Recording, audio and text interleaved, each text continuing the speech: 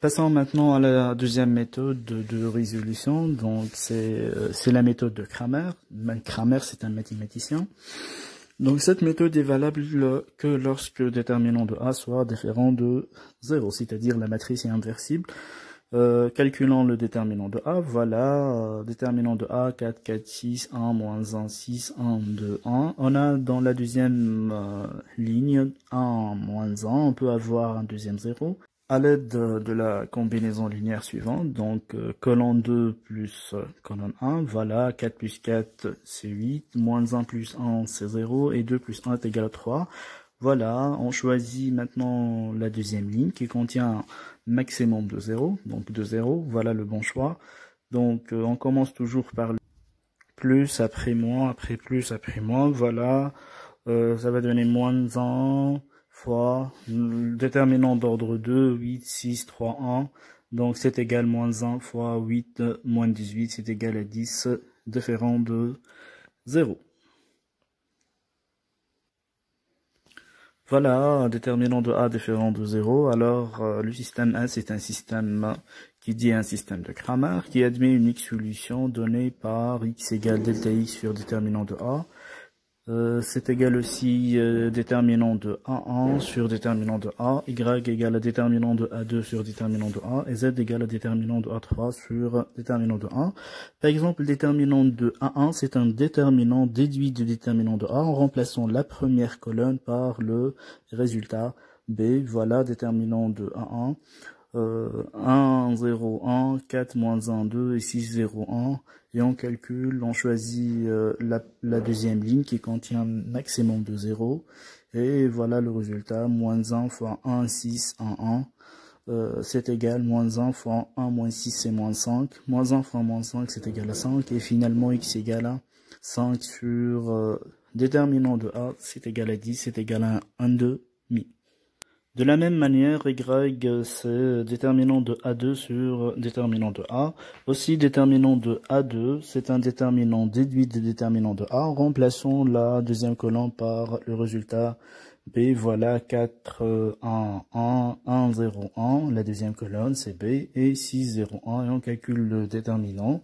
Voilà, on choisit toujours la deuxième ligne. Donc, c'est moins 1 fois...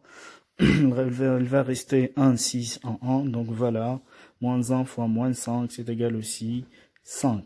Donc 5 sur 10, c'est 1 demi. De même pour Z, c'est déterminant de A3 sur déterminant de A. A3, c'est une matrice en remplaçant la troisième colonne par le résultat B. Et voilà, Z, c'est égal à moins 5 sur 10, c'est égal à moins 1 demi.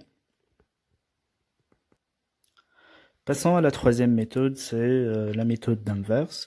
Aussi, cette méthode est valable que lorsque déterminant de A soit différent de 0.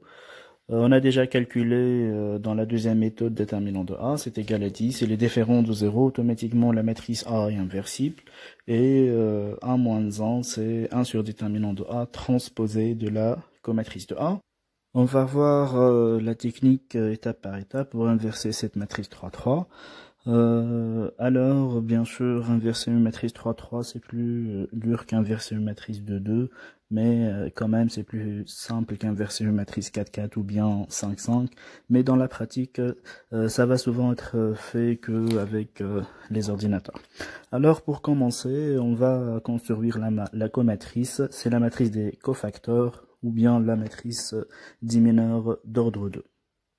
Bon, on va faire progressivement le remplissage de cette matrice. En fait, cette comatrice est formée des déterminants des sous-matrices de taille de 2. On commence toujours par plus, moins, plus, moins. Par exemple, si je regarde le premier déterminant, sa position est située dans la première ligne et la première colonne. Alors, je vais effacer la première ligne, la première colonne. Il me reste une matrice de 2.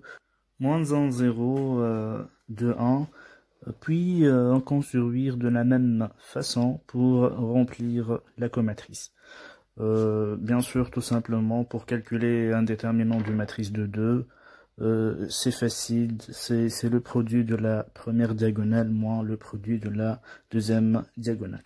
Et voilà finalement la comatrice moins 1, moins 1, 3, 8, moins 2, moins 4 et 6, 6, moins 8.